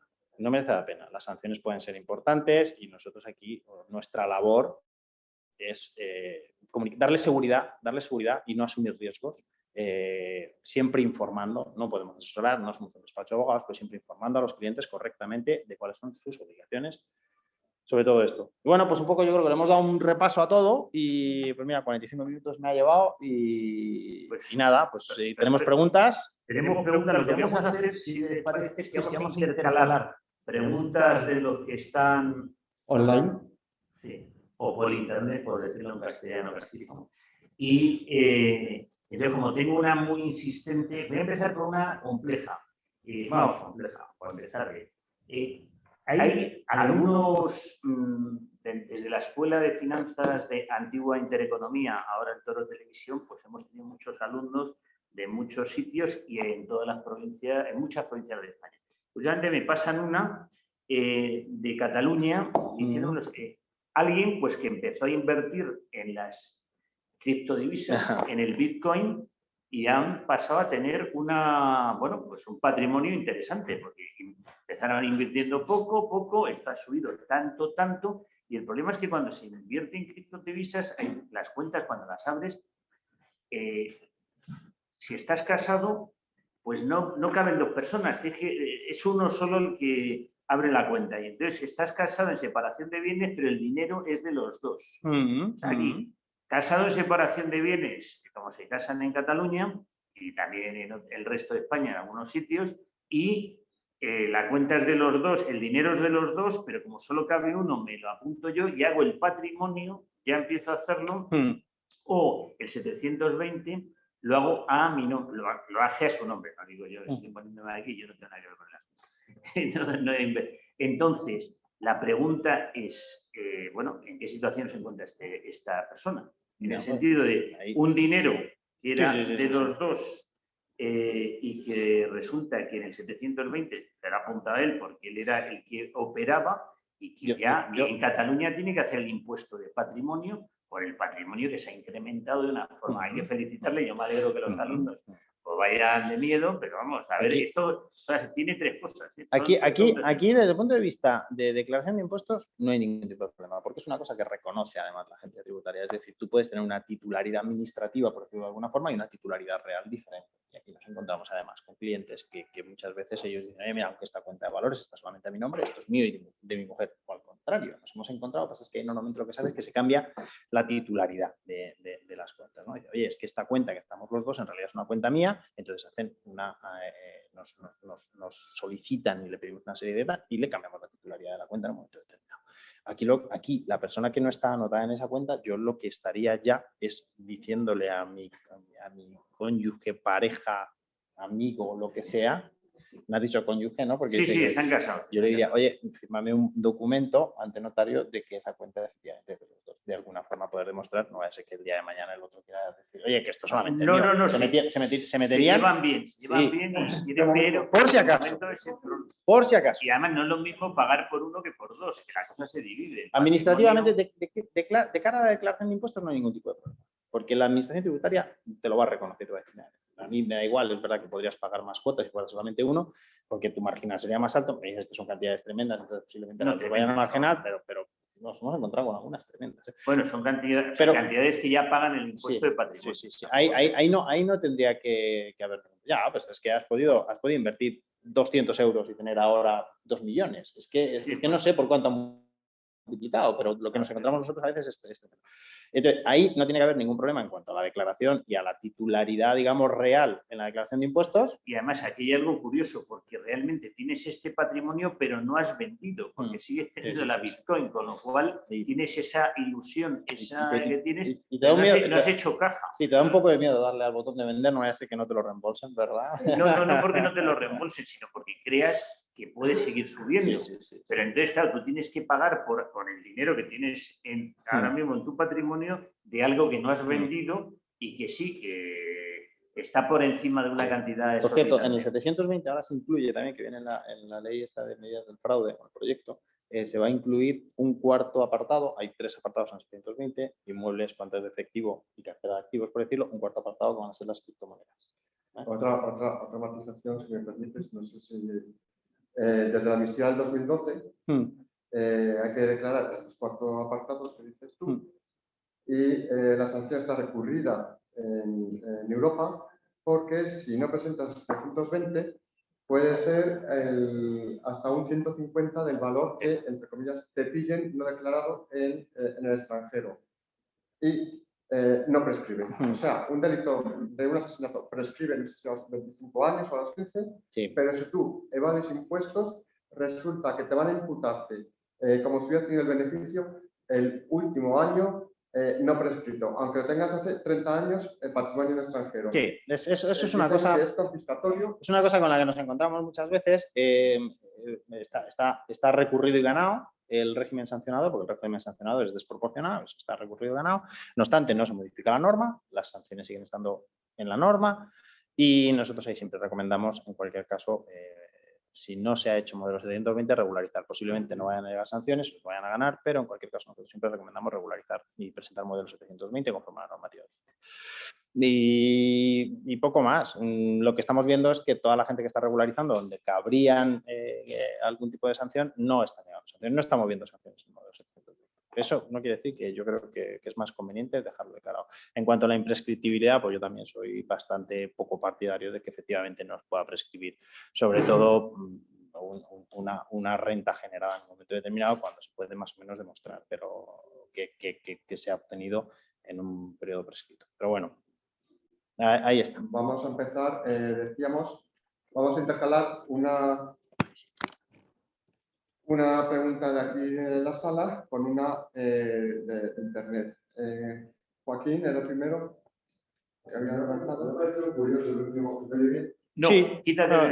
Bueno. Me ha parecido curioso el último ponente, porque comentaba que buscar el pasar del impuesto del 43 al 45 se podía calificar como una forma de evasión.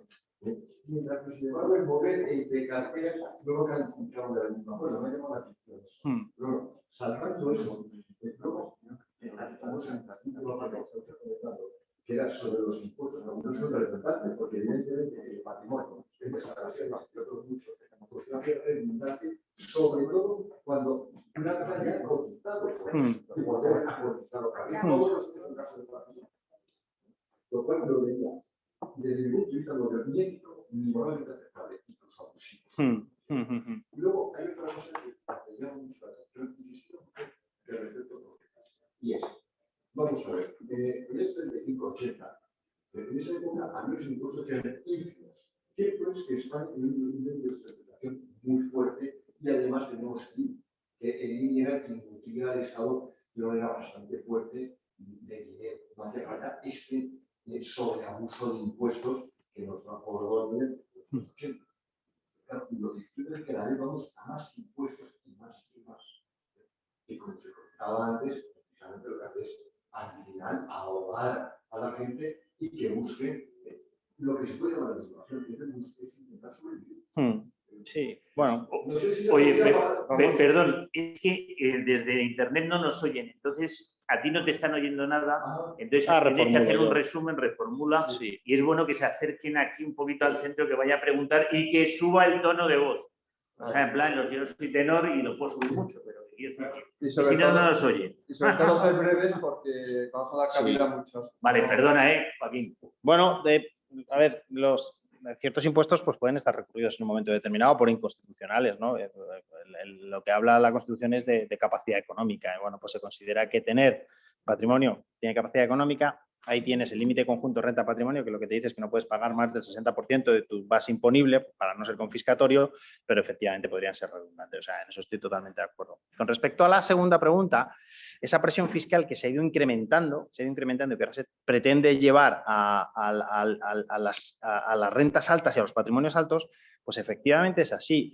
Aquí hay dos modelos muchas veces, un modelo más liberal y un modelo más socialdemócrata. Yo creo que la España que hacía referencia de los finales de los años 70, 80, no tenía gran parte de los servicios públicos que existen ahora y que tienen un coste. Que esté mejor o peor gestionada la administración, eso ya es otra cosa, pero que efectivamente hay un coste y que para cubrir ese coste la única vía que tienes es la recaudación de impuestos o bueno, algunos países le han hablado de vender islas y demás, ¿no? Pero bueno, en principio, recaudación de impuestos y incluso con esa fuerte recaudación de impuestos, pues ya veis las cifras de déficit anuales. O sea, que quiero decir, tenemos impuestos altos y posiblemente tendremos impuestos más altos. Pero la proporción que existe entre los servicios que se reciben y los impuestos que se pagan es proporcional, comparado con muchísimo más. Está sobredimensionado. Sí. No, eso ya es un debate que exacto. Yo respondo técnicamente. O sea, para pagar el presupuesto hay que recaudar impuestos. Si tuviéramos superávit se podrían bajar los impuestos. No hay superávit, hay déficit. No solamente pagamos muchos, sino que se pagará más posiblemente. Exacto. Sí. Es así. Vamos a ir avanzando. Me entran en discusiones ya que son más filosóficas, creo, que técnicas. Hay una pregunta que nos hacen, que nos dicen que las aportaciones que hacen a la Fundación Intereconomía no las pueden desgravar en Álava. Es muy concreto, pero no... Hombre, aquí es para pillarle a uno, porque si se dice, pero vamos, no sé si son las de todas las fundaciones o en concreto las de... Hombre, hay que pensar que regionales forales y territorio común son dos sistemas tributarios diferentes, que tienen que ser similares, pero son diferentes. Entonces, ahora mismo, pues no lo sé, porque sí que recuerdo al contrario, dice en Álava, ¿no? En Álava. Pues sí que recuerdo yo una situación de esa donde nosotros preguntamos, de hecho, a la Diputación Foral, y porque no está claro en la norma, eso no está bien recogido. Y queda un poco ambiguo, queda un poco complejo. Entonces tuvimos que preguntar a la Diputación Foral y no recuerdo, ahora le podemos, pero yo juraría que nos dieron nos dijeron que sí que se las podían, sí que se podían aplicar la deducción. Pues le seguiremos la pista. Sí, además sí, pues lo miramos y se lo decimos porque además esto lo tenemos respondido. Es verdad que no era con la de Álava, era con la de Vizcaya, con la que nosotros preguntamos. Pero si no recuerdo mal, sí que nos dieron una respuesta positiva, porque la norma no nos lo aclaraba. Y es verdad que en estas diputaciones forales lo bueno que tienes es verdad que son fácilmente accesibles. La agencia tributaria tiene un teléfono de información que muchas veces funciona muy bien, pero también a veces es complicado y allí es mucho más accesible y nos respondieron positivamente. Recuerdo que nos respondieron positivamente. Yo te voy a hacer una pregunta. En España hay diferentes regímenes fiscales. Entonces, cuando un territorio o un país tiene un régimen más favorable, se llama paraíso fiscal. Bueno. Entonces, podríamos decir, o sea, si ya es un poco por el tema del... El concepto de paraíso fiscal es bastante más complejo. Porque hay que ver que haya una opacidad, etcétera. Pero como ya simplemente con el tema de Madrid dicen que el dumping fiscal o paraíso fiscal, podemos empezar a decir que es que dentro de España hay, entre comillas, paraísos fiscales por diferentes tributaciones. Porque ya muchas veces los detractores o los que atacan tan férreamente a los paraísos fiscales, o podríamos decir que en vez de haber paraísos fiscales hay infiernos fiscales y por eso la gente huye. O sea, es... Sí, yo creo que, a ver, en España, o sea, hay una cierta armonización impositiva, ¿no? O sea, no tributa muchísimo menos una persona que vive en forales que una persona que vive en territorio común. Pueden tener otro tipo de seguridades, otro tipo de cosas, pero tienen cosas más positivas, cosas negativas. Sí. Pues cada cosa, no sé, por ejemplo, allí funcionan las sociedades patrimoniales, pues que tienen, a mí tienen estructuras que me pueden resultar interesantes, ¿no? Y bueno, pues eso no lo tenemos aquí, o sea, un poquito pero más o menos a nivel, yo creo que más o menos están equilibrados. ¿Qué es lo que ocurre? Que cuando ya es cuando tal, es con otros impuestos, sobre todo el impuesto sobre el patrimonio y el impuesto sobre sucesiones y donaciones, ¿no? Entonces, ahí sí que se pueden comenzar a producir diferencias, pero yo llegar a hablar de paraísos fiscales, yo sí diría competencia fiscal, pero paraísos fiscales, a mí me cuesta. Luego, bueno, pues tendrán sus necesidades presupuestarias, que es un poco lo que estábamos hablando antes. Igual hay comunidades autónomas que sienten un poquito más alivio presupuestariamente y pueden bajar impuestos, lo cual, oye, pues siempre es bienvenido, y otras pues que no llegan, que tienen que cubrir su presupuesto y que tienen que mantener pues esa cierta presión fiscal. Bueno, pues ahí... Sí, que a veces incluso en Cataluña ha habido más de 3 impuestos que han declarado inconstitucionales y se les han echado para atrás. Vale, siguiente pregunta, Tiziana. Sí, vamos a ser breves, por favor. Era sobre el modelo 720, por eso se levanté la mano. Un par de preguntas. Circula la voz en la Comunidad Europea que llegará del tribunal una sentencia declarando este modelo ilegal. Y es verdad. Dos, no se aplica a mí porque yo siempre lo he hecho, ¿no? Yo tengo casi todo fuera, ¿no? Pero hay personas que yo conozco que no declararon y fueron multadas, no muchas, pero en este caso, si viniera la sentencia, ¿habrá la posibilidad de recurrir y con qué fecha límite se puede aplicar? Claro, sí, no. Vamos a ver. Dos cosas. Con respecto a que el modelo, lo que se ha declarado ilegal, bueno, ilegal, hay una sentencia que dice que el régimen sancionador es excesivo, eso está declarado, entonces es el régimen sancionador el modelo 720. Yo creo que el modelo 720 como tal, hay más países que te obligan a presentar un modelo 720. O sea, un modelo 720. El modelo 720, exacto. Y no veo la ilegalidad de si hacemos una declaración de impuestos sobre el patrimonio, porque una declaración informativa. Exacto, es el régimen sancionador. Es el régimen sancionador. Con respecto a las personas que le hayan puesto una sanción por la no presentación, por la presentación extemporánea, del modelo 720, yo recurriría. El plazo de recurso es yo entiendo que, o sea, el plazo de prescripción siempre son, en España, lo recoge la Ley General Tributaria, son 4 años. Yo entiendo que ahí nace el plazo de prescripción desde que la sanción es firme. Entonces, entiendo que existe ese... Se aplicaría el plazo normal de 4 años. Exacto, sí. Yo ahí mantendría siempre vivo el procedimiento, aunque yo a un recurso recurriera a la sanción en vía administrativa, agotara la vía administrativa, yo ahí seguiría en reclamación en económico administrativo y lo mantendría vivo, porque yo creo que razonablemente eso es una reclamación ganable. Sí. Aquí tenemos una pregunta que, bueno, ya la hemos respondido antes, pero es de un autónomo que me dice, que yo creo que ya sé la respuesta, que es, oye, realmente solo voy a poder aportar 2.000 euros a mi plan de pensiones esta vez. Creo que la respuesta... Es complicado, porque los autónomos, es verdad, yo creo que ahí es donde yo me refiero a que yo creo que no, que han puesto antes la norma de la solución genérica, porque es verdad que los planes de empleo, en cierta manera, también un autónomo tendría que tener capacidad de poder aportar un plan de empleo, ¿no? Si no estamos discriminando.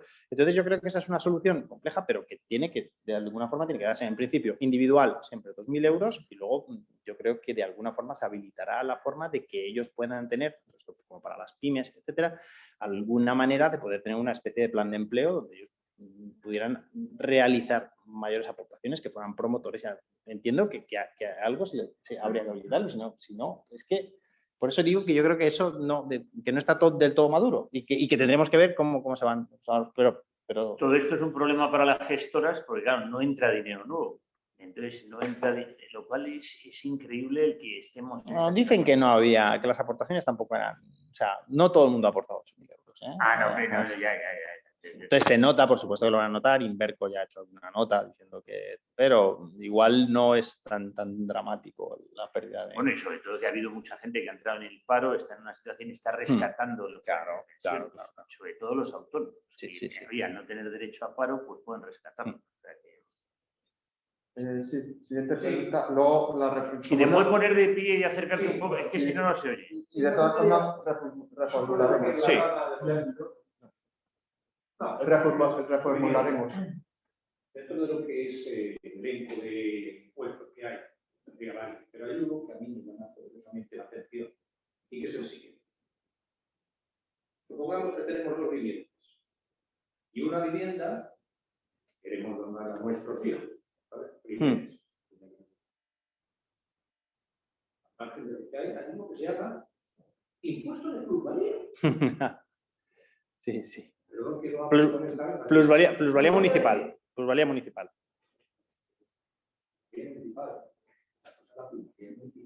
Sí, ahora. Ganancia de patrimonio, alteración patrimonial, sí. Sí, bueno. Ha cambiado. Bueno, vamos a ver, aquí, por responder, ahora vamos a ver. Las donaciones pueden estar bonificadas en Madrid, efectivamente, yo puedo donar una vivienda a un hijo mío y mi hijo pagará pues, un 0,3% de impuestos, que porque ya sabéis que si el tipo máximo es un 34% que hablábamos antes y la bonificación es un 100%, pues un 0,3 aproximadamente. O sea, te cuesta más muchas veces el notario que la... sí. Claro, entonces la donación está clara. En la donación, el sujeto pasivo es el donatario, el que recibe. ¿Qué es lo que ocurre? Que hay que tener en cuenta, el donante tiene una ganancia de patrimonio porque se produce, es que como le llaman técnicamente, es una alteración patrimonial. Yo he cambiado mi patrimonio. Aunque yo no haya recibido nada a cambio, hay un valor ideal que es el valor por el que se dona. Y entonces, técnicamente se considera así. Bueno, a ver, yo creo que tiene sentido. ¿Por qué? Porque el donatario está cogiendo el valor de adquisición de esa vivienda, si él la vuelve a transmitir, por el valor que se ha declarado en la escritura de donación. Es decir, yo tengo una casa que compré de 100 y ahora yo la dono y vale 300. Yo tengo una ganancia de patrimonio de 200, tengo que tributar por ella. Pero mi hijo, cuando coja esa casa, en 300, si al día siguiente vende, en 310, solamente tiene una ganancia de 10, no de 210. Por lo tanto, sería muy fácil defraudar impuestos si yo quiero vender una vivienda y tengo una plusvalía grande. Lo he dicho, compré la vivienda a 100, ahora vale 200 en mercado, yo tengo la posibilidad de venderlo y digo, no, lo que voy a hacer es, se lo dono a mi hijo, actualizo el valor y mi hijo vende. Entonces, para que eso no se produzca, se tiene que generar la plusvalía en el donante, en este caso como si hubiera vendido a mercado, por decirlo de alguna forma. Entonces, pues esa es una de las razones. Peor es, muchas veces, peor, o que es un impuesto más y que cada vez son más caros, no sé, las plusvalías municipales. Hay un impuesto que se llama impuesto sobre el incremento de valor de los terrenos de naturaleza urbana. Vale.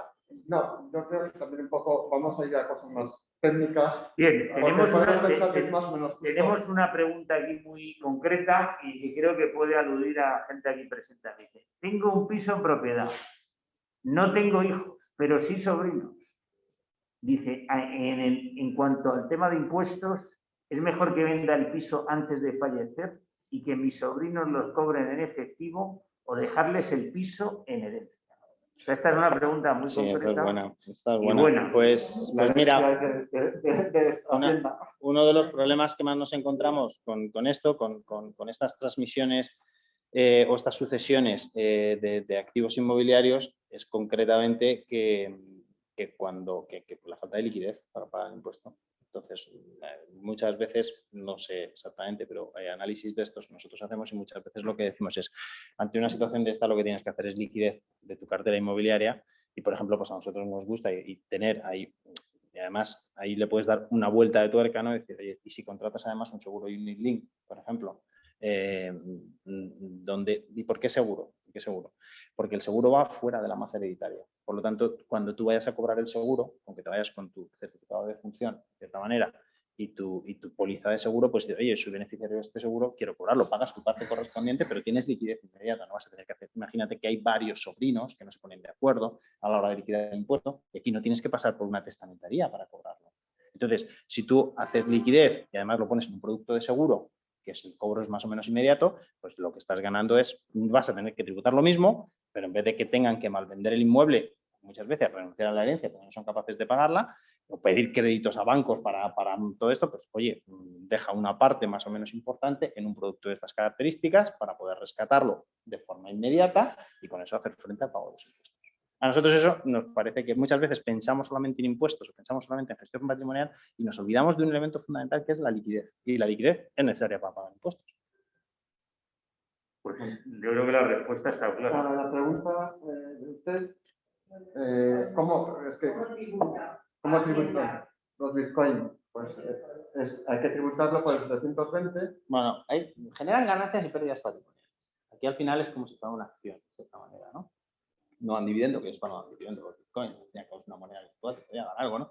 Pero es un activo financiero no excesivamente regular, se regulará en el tiempo, pero al final lo que está generando son ganancias y pérdidas patrimoniales. Es decir, yo compro los bitcoins, lo que estábamos diciendo antes, igual he hecho una inversión de 200 o 500 euros y ahora mismo tengo 8.500 euros, porque aquello se ha multiplicado, o 800.000 euros. Entonces, mi valor de adquisición serían esos 500 euros y mi valor de transmisión, pues 8.500 o 800.000 por la diferencia de valor de transmisión menos valor de adquisición, tener una ganancia de patrimonio, eso va a mi base imponible del ahorro y hay tributo al tipo de escala que hemos comentado al principio de la ponencia, que sería 19-26%. Y es como en principio sí se vende. Lo que estábamos hablando antes, alteración patrimonial, tiene que cambiar algo en mi patrimonio. Tengo que dejar de tener las bitcoins para tener dinero. La alteración patrimonial. Tenemos otra pregunta más que nos dicen que si hay previsión de que se elimine el impuesto de patrimonio. Sí. La vía seguro. Y de hecho se eliminó. El impuesto sobre patrimonio está eliminado hasta 1 de enero del año 2021. La vía, no sé qué va a salir del comité de expertos. Podrían decir, bueno, es que no, entiendo que no, porque no hay. El comité de expertos al final lo nombra el gobierno y el gobierno no tiene ninguna intención de eliminar el impuesto sobre el patrimonio.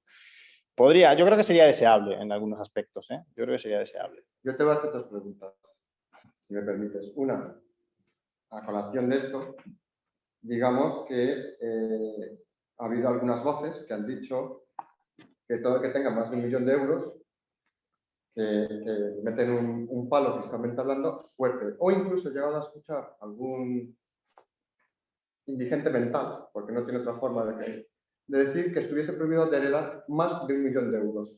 Entonces, yo la respuesta que doy a esto es simplemente, ¿quién se cree que Amancio Ortega hubiera trabajado y dar puestos de trabajo a más de 170.000 personas en España que cotizan y recaudan un montón de dinero vía IRPF, vía sociedades pagonas que fue Juan Roche, 360 millones de euros? Entonces, claro, si yo a mis hijos no les voy a dejar más de 1 millón de euros, cuando tenga 3 millones de euros, ya digo, mira, ¿para qué voy a generar más? Es decir, lo único que van a conseguir con esto es incluso pues, que nos convirtamos en un país en el que no se genere riqueza. Si no se genera riqueza, baja los impuestos. Eso es una... Con respecto al primer comentario, sí que se habló, y quiero recordar aquí, en un momento determinado, sobre todo cuando empezó la pandemia, ¿no? Que se hablaba del impuesto a la riqueza. Y entonces sí que se hablaba de tener que pagar a partir de 1 millón de euros por todas las titularidades que se puedan tener o todo el patrimonio que se pueda tener, empresarial o no empresarial,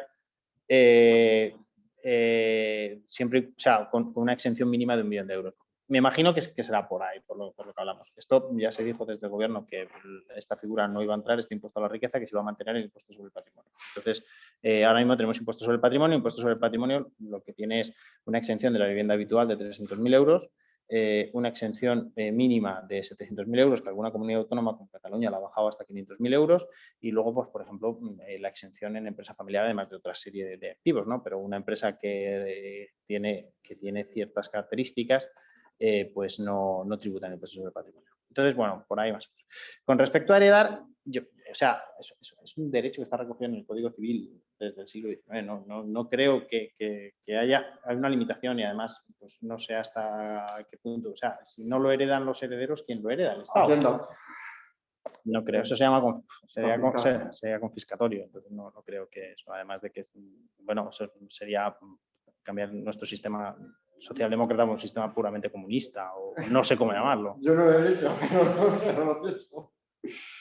Vale.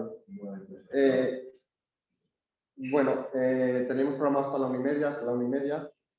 Quiero darle las gracias lo primero a don Ignacio Jiménez, a Miguel Ángel Cifuentes, a amigos de Toro Televisión, Andrea, que está aquí. Bueno, es una tertulia que inicié el 24 de septiembre del 2014. Nos reunimos mensualmente el último miércoles de cada mes, aunque ha habido ahora una ruptura por el tema de la pandemia y por temas de riesgos. seguiremos pues con esta actividad, porque la idea en un principio cuando la monté fue no una tertulia económica para personas profesionales de la economía, sino mi intención siempre fue una divulgación en la que, por ejemplo, cuando llegue alguien a un banco y le quieran vender acciones preferentes, pues que sepa qué es una acción preferente, no un depósito. O cosas, pues bueno, bastante cotidianas que no nos pasan desapercibidas. Y bueno, pues agradecerles a todos que hayan venido, también a los que están en el otro lado de la pantalla. Y bueno, pues muchas gracias por divulgar también la tertulia en el sentido de poder llegar a más personas y ser así. Muchísimas gracias a todos. Pues nada, muchas gracias, te agradezco, gracias por los aplausos. Y simplemente quería decir, porque nos lo están preguntando, que sí hemos grabado la conferencia. Entonces, la hemos grabado, ya nos pondremos en contacto a través del Toro Televisión, el Club de Amigos del Toro Televisión, y a través de Rankia, que les pasaremos la conferencia y así. Habrá algún momento que no se ha oído perfectamente, pero bueno, ¿qué se va a hacer? Con paciencia. Dicen que en YouTube, cuando son más de 25 minutos, la gente no entra, pero como está muy interesante, yo creo que entrarán, aunque ha durado 1 hora y 35 minutos. Muchas gracias por invitarnos y nos vemos en breve otra vez. Gracias. Muy bien. Así hacemos, muchas gracias. Hasta luego. Buenas tardes. Sí. Mira, una pregunta que me